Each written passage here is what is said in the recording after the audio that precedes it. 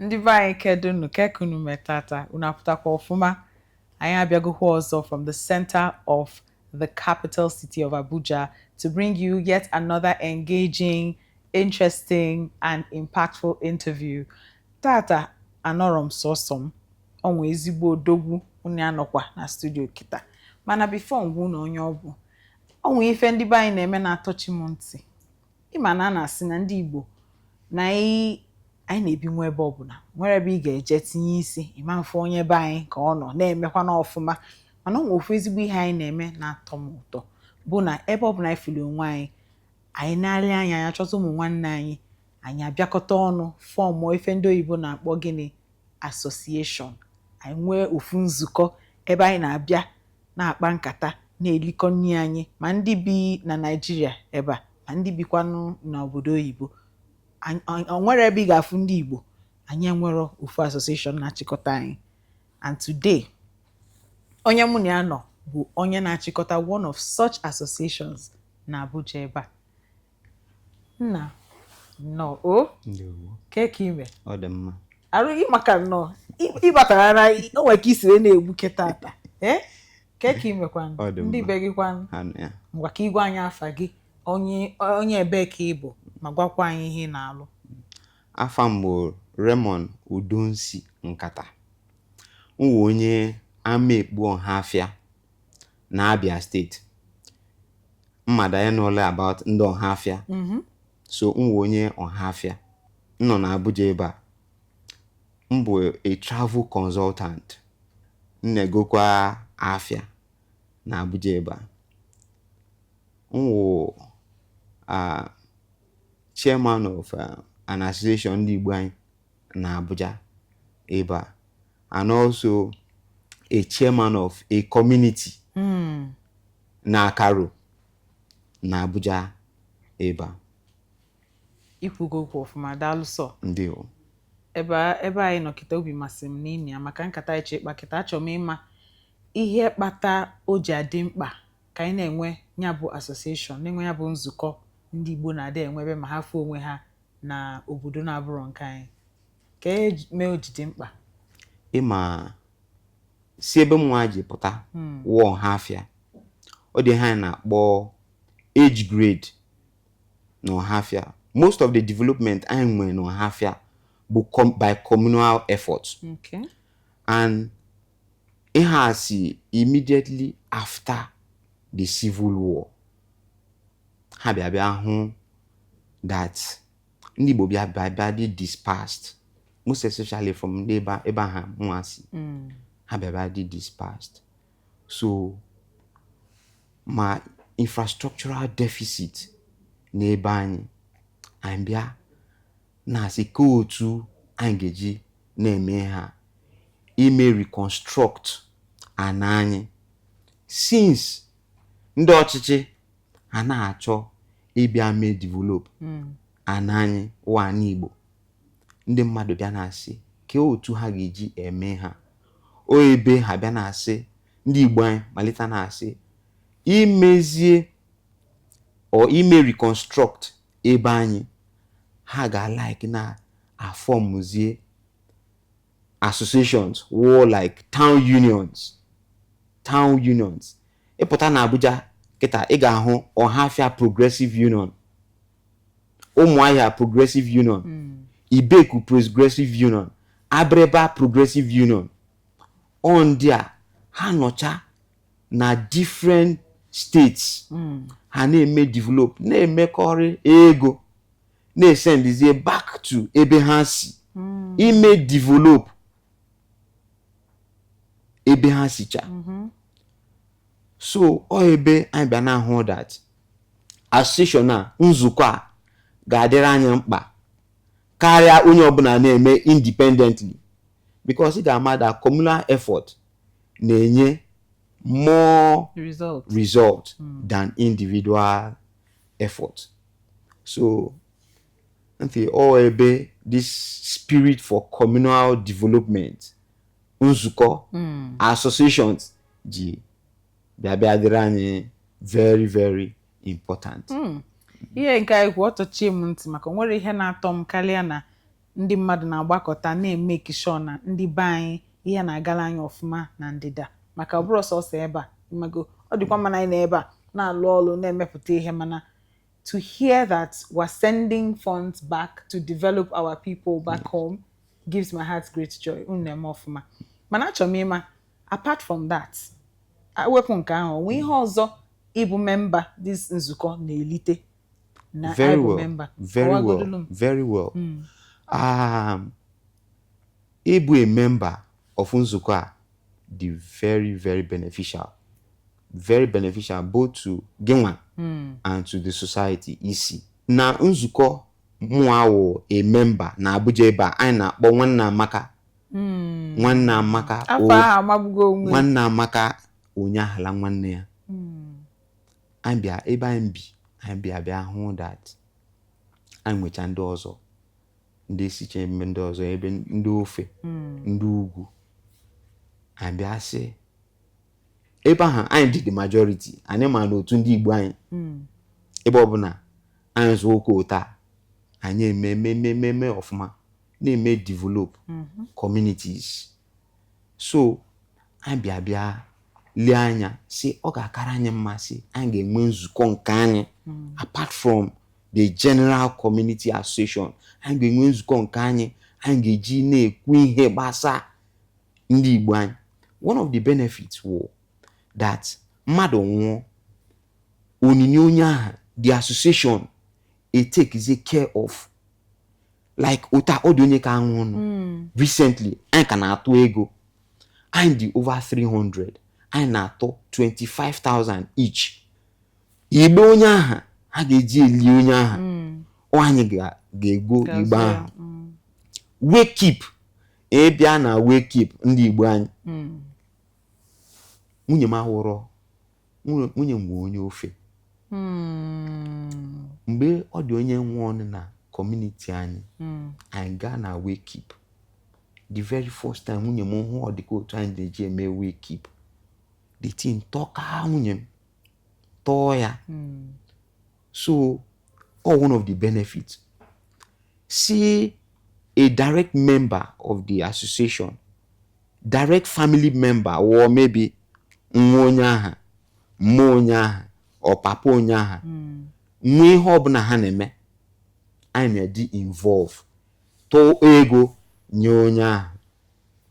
Then most recently anyị bịa na-ahụ otu ndị mmadụ na-eto ma the life expectancy taa.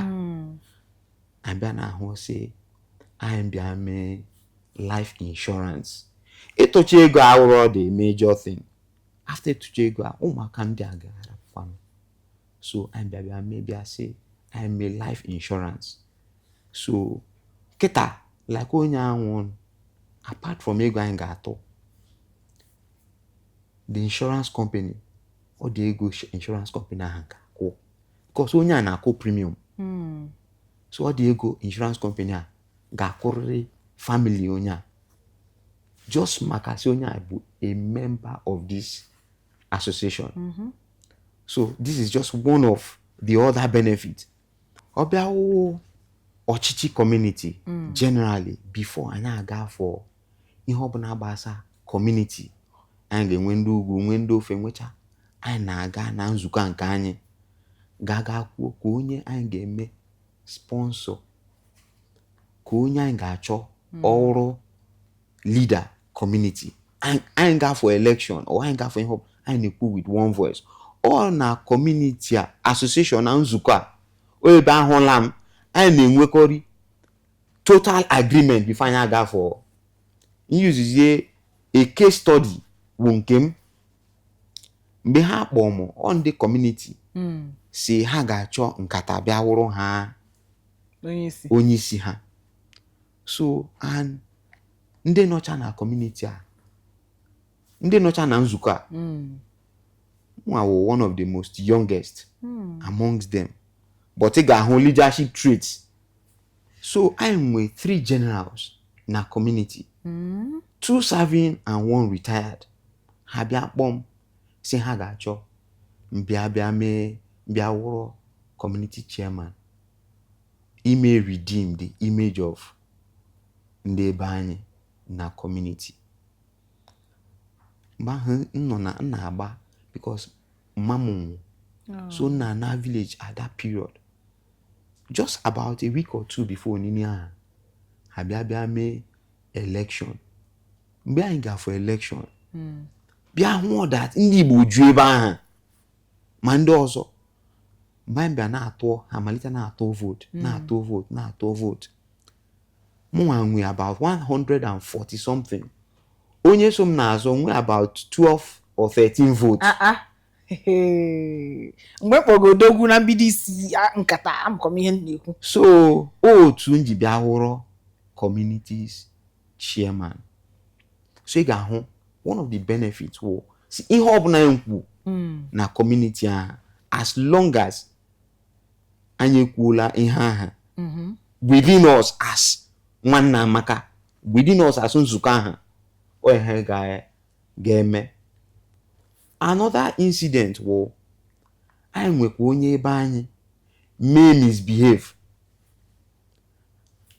na general community. Ndị Igbo si ha ga n'ota onye a bịa mee ọdịke ha da ha ga-ewepụ onye ahụ. Ndị mmadụ bịa na-asị ndị Igbo otu ha na-eme that kama ha ga na-asị nke a wụ nwanne ha asị ndị Igbo a na-eme otu ahụ ha ga-ewepụrịrị onye ahụ. Mgbe ndị ọzọ bịa na-ekwu anyị gaa for a meeting, ndị Igbo tie ọnụ pasizie a vote of no confidence onye ahụ. Otu anyị ji wepụ onye ahụ.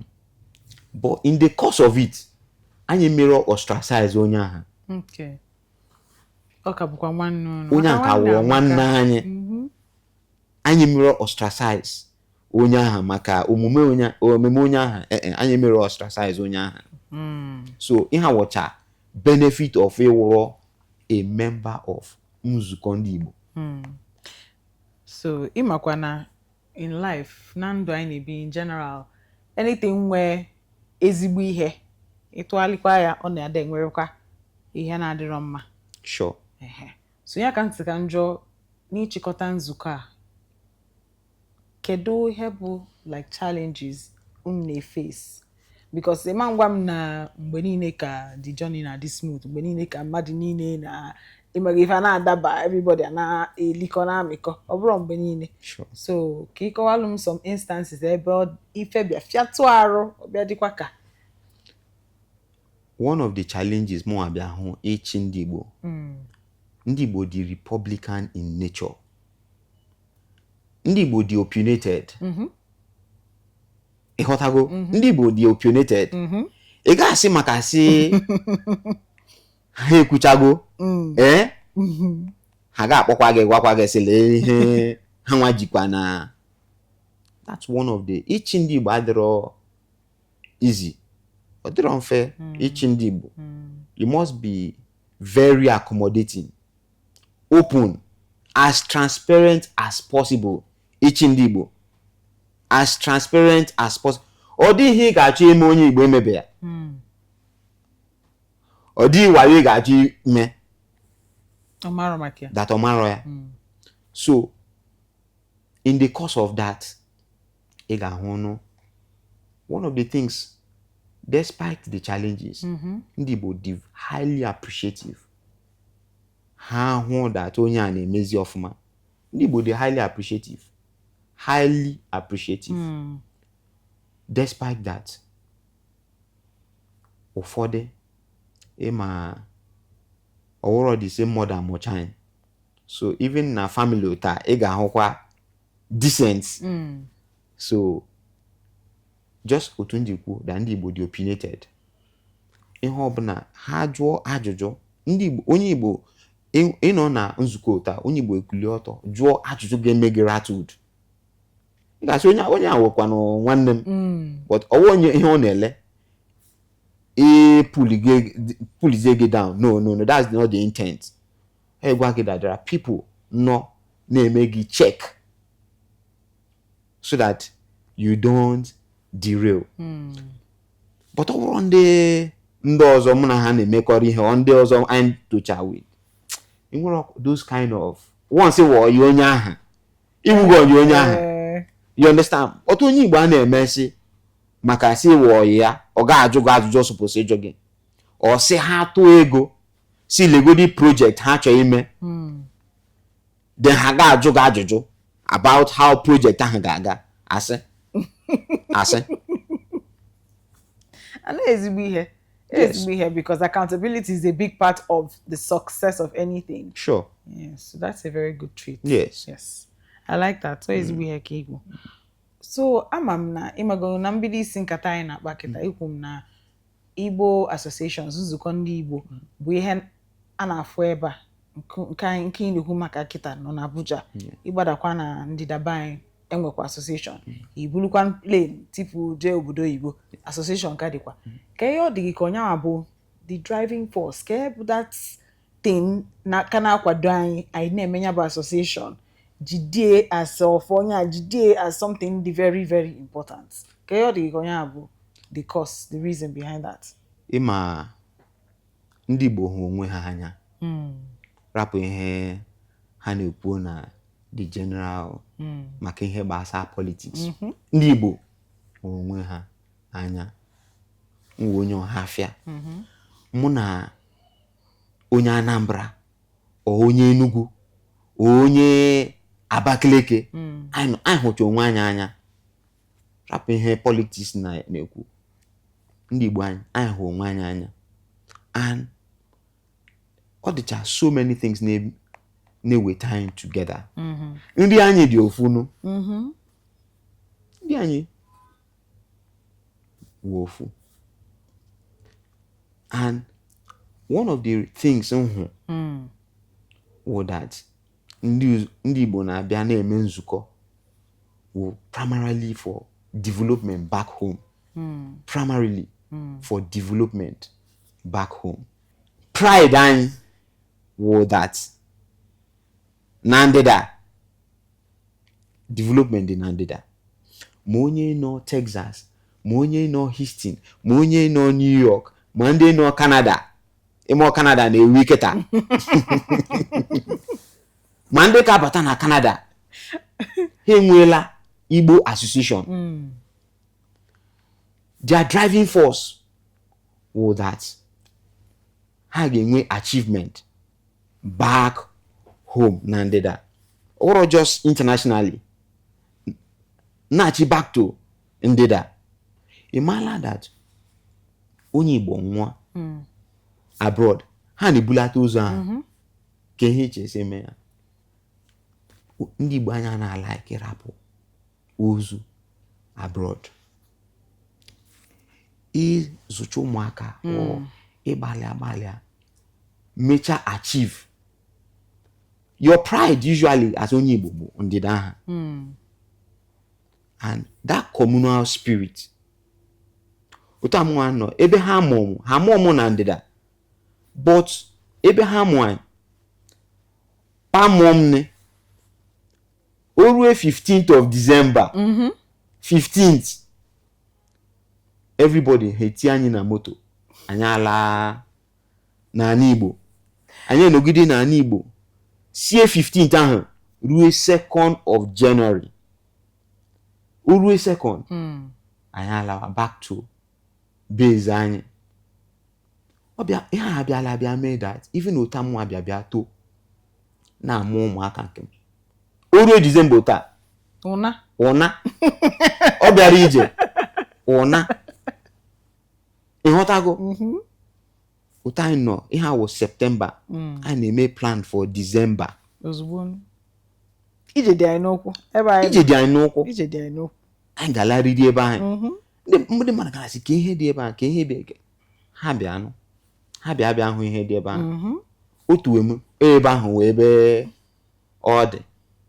So ihe awụ one of the things na-eme anyị propel that despite ihe a na-ekwukwa outside anyị Igbo dị ụtọ ebe anyị si dị ụtọ. Ekwete m ya na-eme anyị ọfụma daalụ sọ sasị nka njọ ịmakwa na in our current world technology was the way forward So Nchoima, just as a way of imago, kamagodu, how far does technology go with your association, for instance? Like, what role does it play? Is this something you utilize? I'm Mama can the voice of the East. I went an app and a Kedu app. Imamakia. Amana. Ima the Kedu app. Yes, Una ne use kwa. Kedu app. Una ne use kwa ya app. Kedu app. Because I iga kabaru uncha that the next meeting I download everybody. By the next meeting, make a promise that by over 70% of members may download. Hey, if you go there, you can change no. Gentleman and woman's agreement. Who got download the app on our basic rule. So one year technology as a group. Imagine that most information I know with it see from social media. Monday the true, Monday the right, Monday the fake, Monday the which are from social media. One of the best things in Melana this generation with technology. The best things that have happened to this generation with technology. Now associations I got that Kita I'm with WhatsApp. Prior to this time, I didn't have WhatsApp. WhatsApp was an improvement in technology. Of course. Very recently, all the age grade in our village, they know around 50, 53, 54. Have sent this year videos of Ozo Haneme, Hana Tuego, that particular age grade. So, has sent the WhatsApp messages, name now draw for pledge and contribution. More a member of that age grade because in that touch but maka the opportunity technology may available. Man, they were members of the age grade, and they were not born the age grade or not. How much are that this in for the hacketa now for 5,000, 10,000. Ozahan was on aga one hospital. Neban Ebensi on Hafia. In fact, I make with General Hospital. Ozahan was on aga hospital. Hospital the hospital yana a mortuary. But also I did up before now. Ihe naga neba war here. But this age grade, I don't like that. The importance of ime pause so that in the non village, Ghana may access. Ono ago ahụ PTDF or PTF. Nke Buhari, mbe Buhari wo ha may renovate, but he mirror also or in an age grade the name was ta. Now, technology may allow that so many persons saying will access, he may donate to the cost of he may grade also naga hospital. Technology emailer enyelande mado access to that information that hand may have and it had gade beneficial to an entire community. So Monday no 20, Monday no 30, Monday no 40, not just 8 grade everybody name na to go now towards that. Now all the Excel immediately may contribute automatically.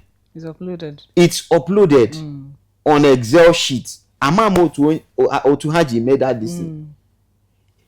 As in real time. That 200,000 has just been contributed by Unya. Immediately, Ghana, there's a total transparency that technology emailer. So long you understand? Chairman of community Ghana won on care. Why project Hanato for project got stored.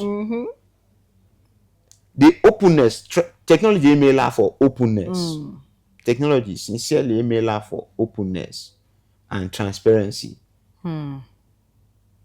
So that's amazing. These are one of the things that technology emailer to some of these nzukọ anyị.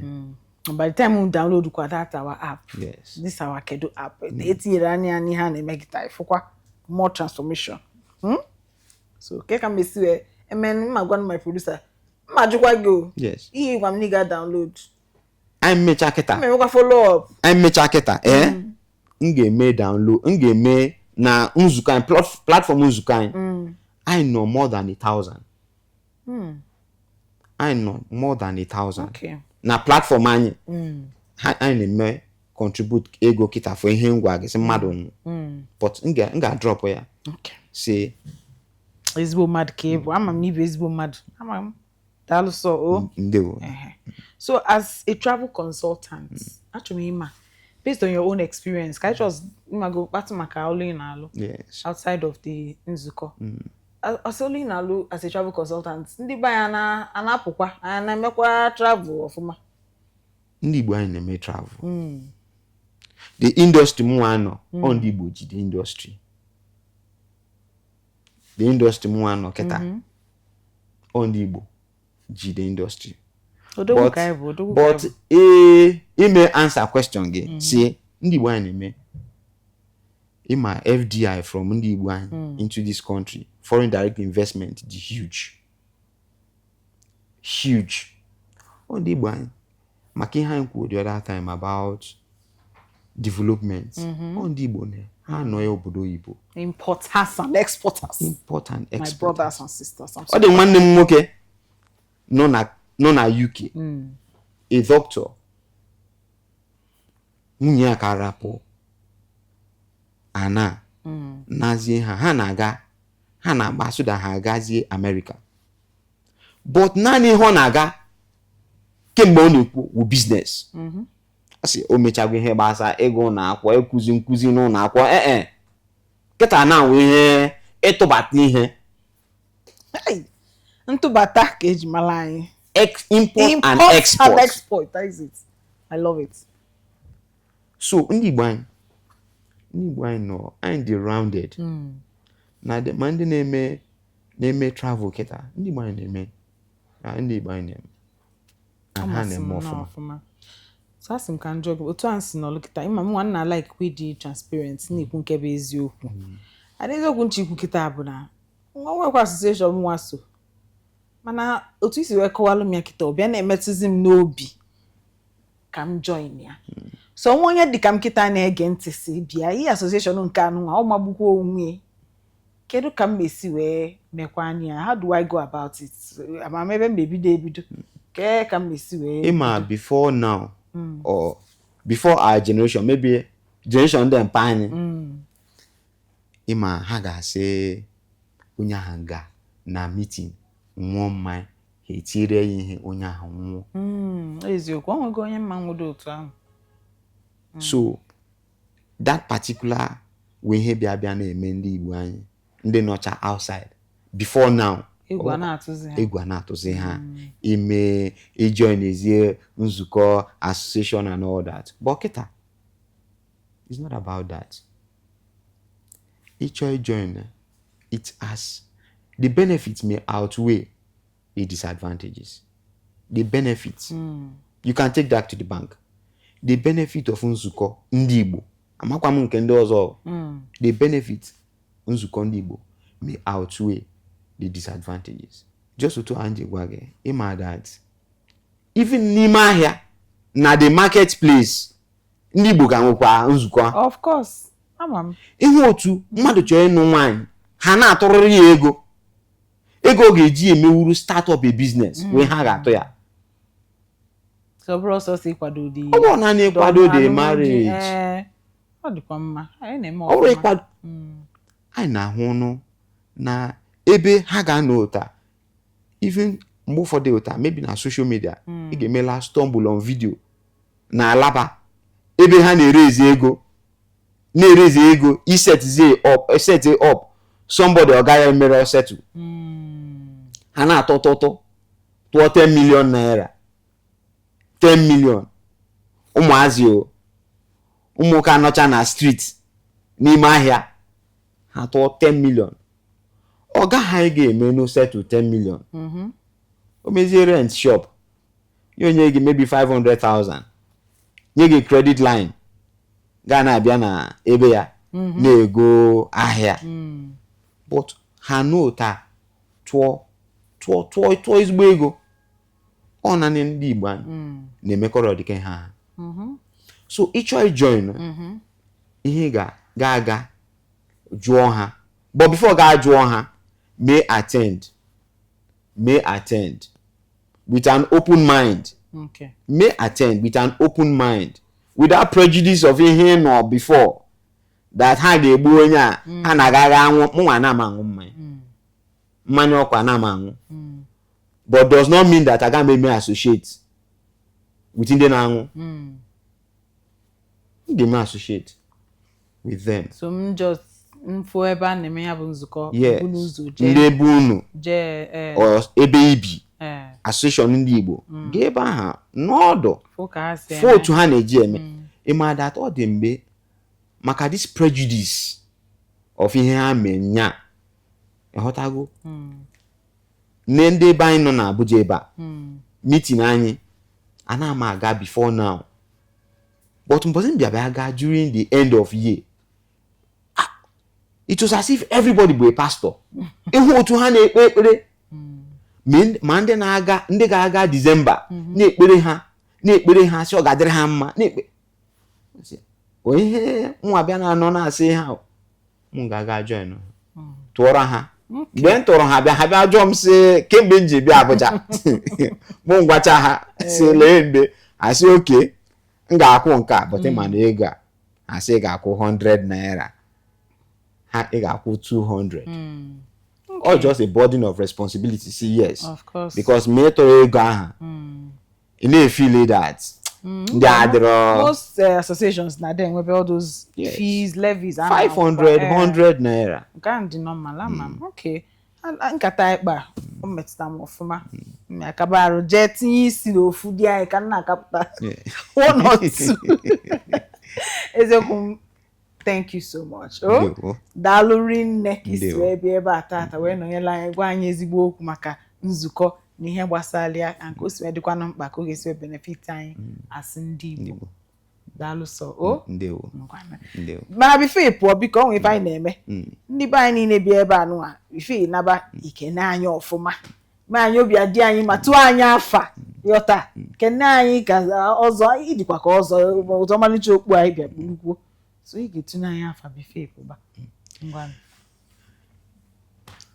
che Ọhafịa kwenuwo che Abia State kwenuwo che Nigeria kwenuwo Nigeria unu maman ka ai ka Tommy che daalụ so Chukwu gozie gị. Thank you so much ndị be anyị emechagokwa nke taa ka ọ dị nke anyị afụrọ onu bye bye.